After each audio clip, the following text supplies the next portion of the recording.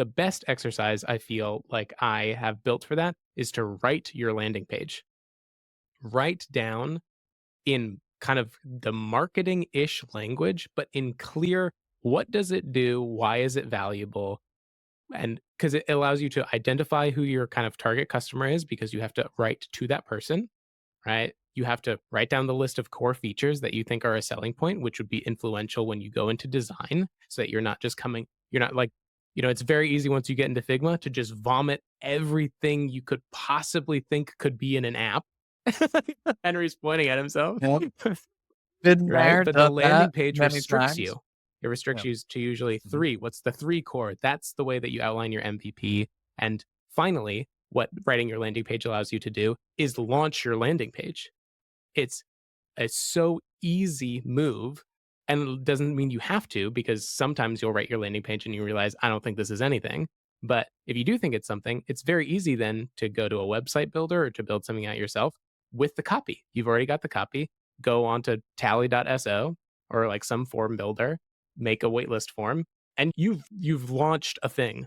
And now you can try to get people to engage with it while you try to actually now go into the design part and build out your product. But before you do that, the last thing I usually do is Google it. Like after you've written it down, Yep. after you understand how you might talk about this, it makes it a lot easier for you to try to find how someone else has talked about this and to find comps.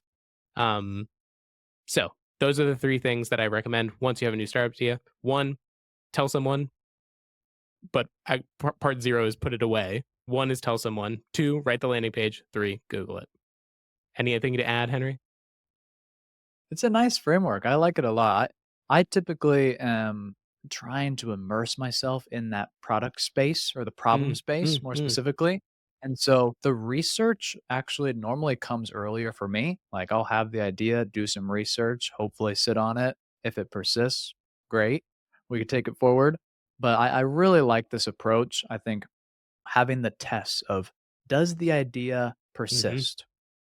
Yes. Can I sell the idea? Yes. Have other people already done this or made this idea better? Do we advance, yes or no?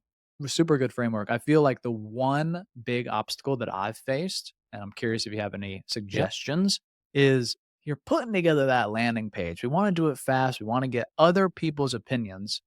The biggest obstacle for me is what's this thing gonna Mhm. look like? How do I make a landing page that's pretty enough to excite people so that I can sell this idea? Is that a valid obstacle? Okay. I do think in some ways this is a valid obstacle. Having images is something that builds trust when people are looking at a website. To think that this product could exist is important, but I don't know if it's as important as a lot of founders think, specifically because most of the time, no one is going to find your landing page unless you send it to them.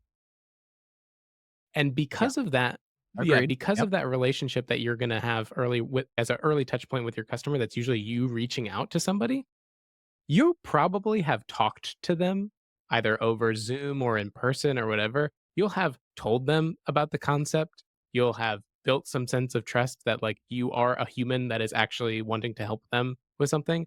And the ideal case is actually they go to your landing page and just immediately click the button. Like, they're never gonna need to read more because you've already sold them.